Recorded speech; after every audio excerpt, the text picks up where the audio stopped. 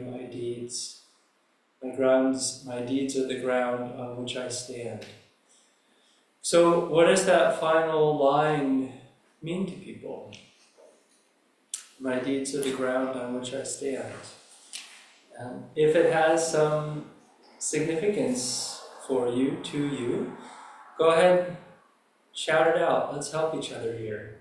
It's obviously important. It's the last line of this whole passage, the final of the Remembrances. So what does it mean to you? Please don't be shy. I guess the Christian tenet would be do unto others as you would have them do unto you. So the golden rule. The golden rule. So if I live my life in a very positive, giving, compassionate way, that's my life.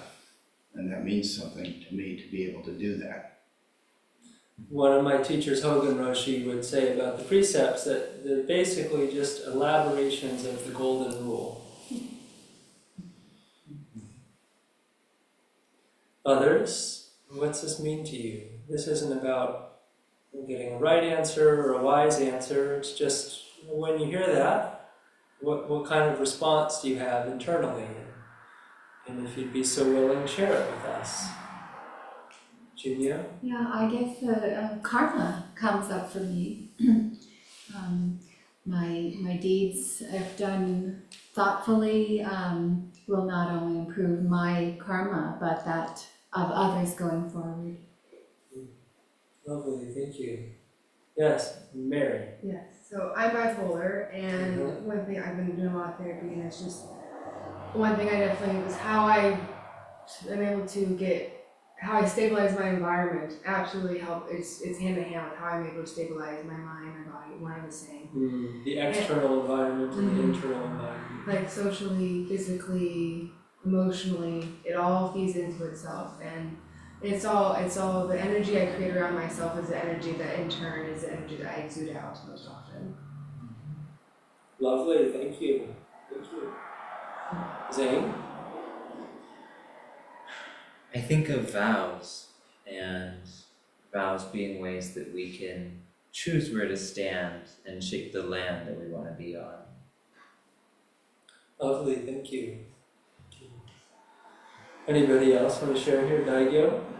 Yeah, as a person that's closer to the end than the beginning, as I get older, I find myself getting more anxious about doing good things, because that's ultimately how I'm going to be remembered. And I do feel some anxiety over that sometimes, like it's getting late. There's no time to pause. Lovely. Yusen, would you like to share something? Can someone hit whatever button? Yes, I wish I had been kinder and more thoughtful of others. just a minute, Yusen. Oh, okay. Go ahead, Yusen. Okay, I think we can hear you now. Okay, I wish I had been kinder and more thoughtful of others.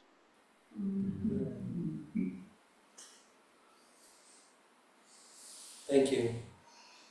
Rachel, anything you'd like to share?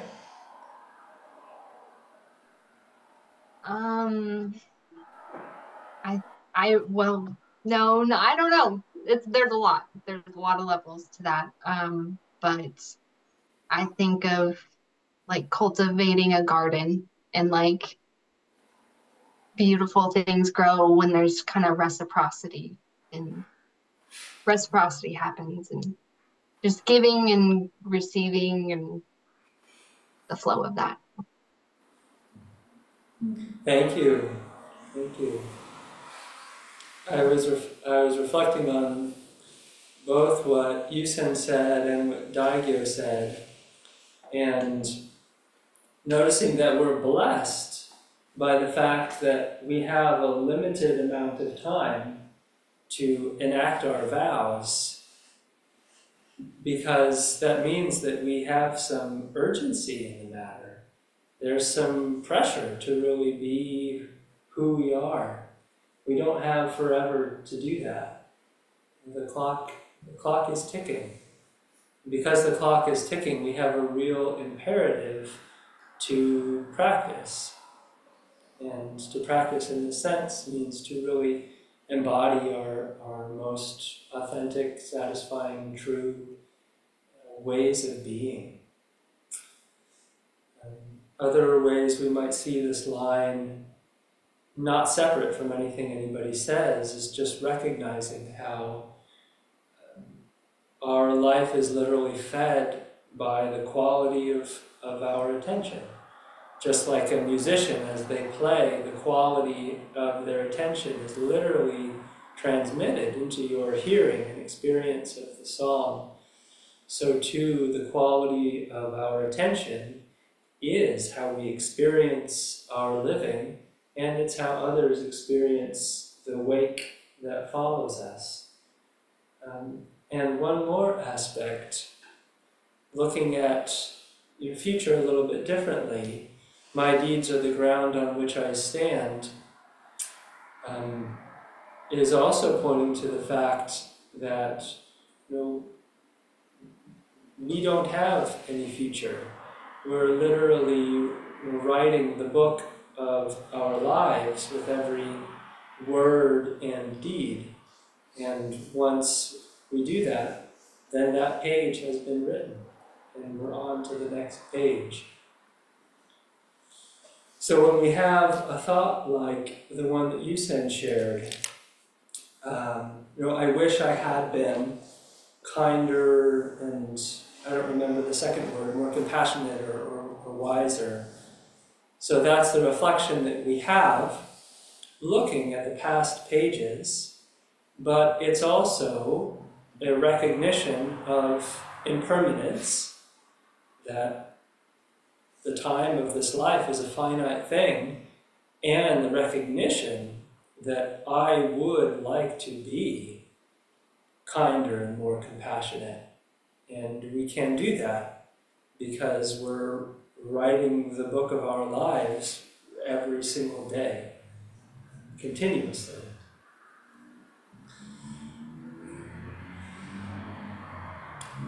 I would like to read,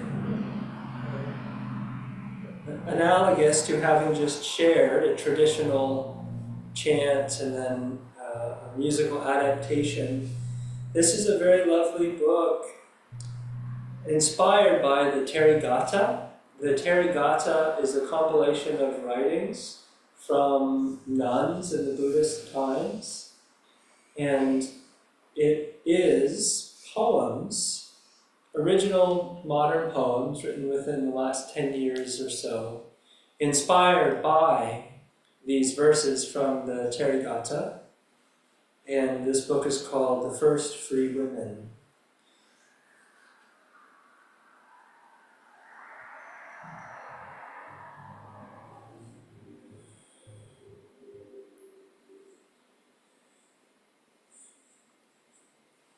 After 25 years, so these are titled after the nun who wrote the poem that inspired this poem 2,500 years ago. And that woman's name was Sama. After 25 years on the path, I'd experienced almost everything except peace. When I was young, my mother told me that I would find true happiness only in marriage.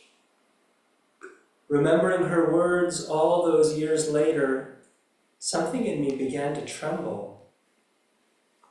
I gave myself to the trembling, and it showed me all the pain this little heart had ever known.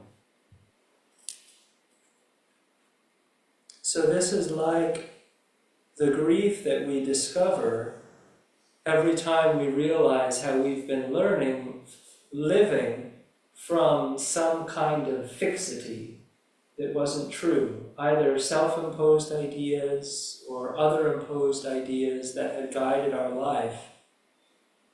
And we realize that those views were mistaken, and there's something tender inside of us that is wanting to really take center stage instead. I gave myself to the trembling, and it showed me all the pain this little heart had ever known. and how countless lives of searching had brought me at last to the present moment, which I happily married. And can you imagine? We've been living together ever since without a single argument. And so coming to this place within herself where there was no longer any argument. And just like when I was speaking during the meditation period, if our aspiration is to live without argumentative relationship to our life, to the lived present moment experience, if that is our aspiration, inevitably the path will look like lots of arguments with our life in lived present moment experience, because those are all the doorways that we have to learn to walk through in order to let that argument subside. That's what the practice looks like. Let's do another one.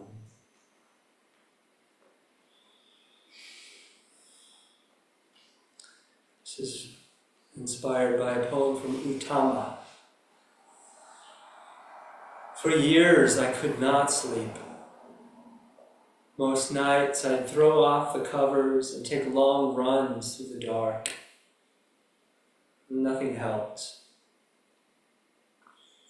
My sisters, when sleepless nights come and tear you into little pieces, rise to meet the day. Rise to meet the day as a tree rises to meet the axe, as a scalp bows to meet the blade. These little references give you visual,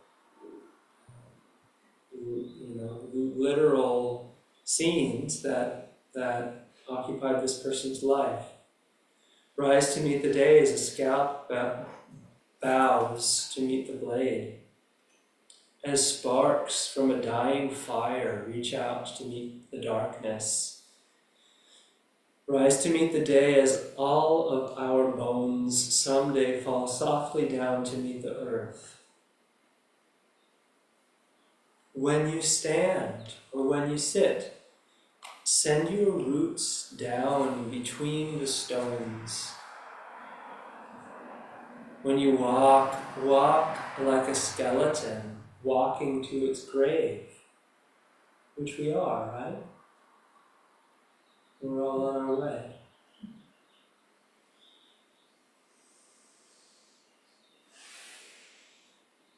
When you lie down like a blown out candle. No argument there, right? In a blown out candle.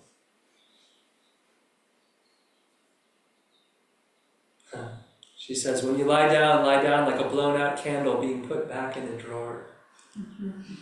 When you sit very, very still. My sisters, sit like you are dead already. So what does this mean?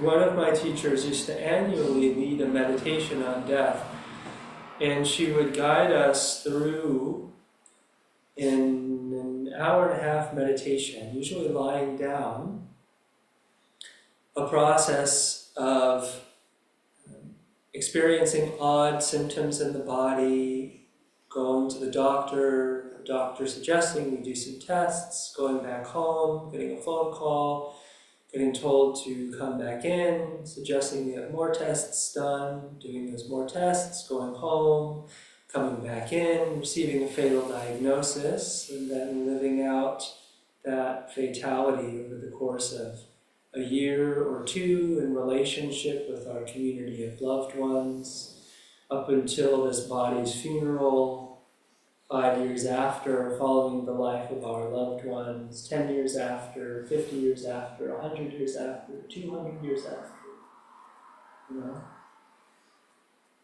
My sisters, sit like you are dead already. Well, what is that awareness 200 years after you're gone? What are its qualities? What's left of this personal life? This is a wonderful meditation to do, and a way to put values in perspective. How could this world possibly give you what you're looking for when it's so busy falling apart, just like you?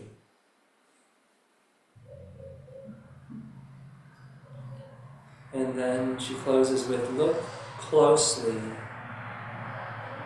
and don't move until you see it.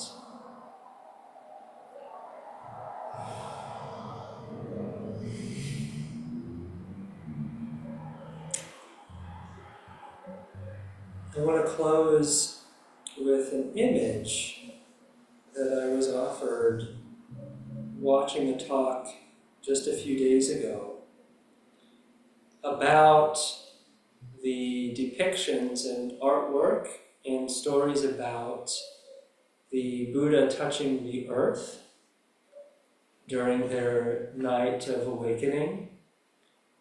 There's many different stories, but roughly what I'm referencing is a story in which when the Buddha sat under the Bodhi tree, deciding, just as we read, not to move until they saw it. On the third night, Mara, the mythological representation of all obstacles along the path to wisdom and compassion, confronted the Buddha with anger, violence, sexual desire, pulling the Buddha this way and that. And just before the Buddha had their realization, recognition, awakening into what it was they truly were and what they were not, they reached down and touched the earth, looking for support as Mara, all the obstacles, bombarded them. And one of the stories, this particular story existed in Thailand, said that an earthen goddess rose from the earth and wrung out her water-drenched hair, which washed away the armies of Mara. And that for all of their previous incarnations, the good deeds performed by the Buddha on the earth had been stored on the earth as water. That when the time came wherein the Buddha asked the earth, "Have I been good to you?" the earth responded with all of this stored holy water to wash away the armies of Mara. Thus, in that moment, the Buddha's deeds were indeed the ground upon which they sat.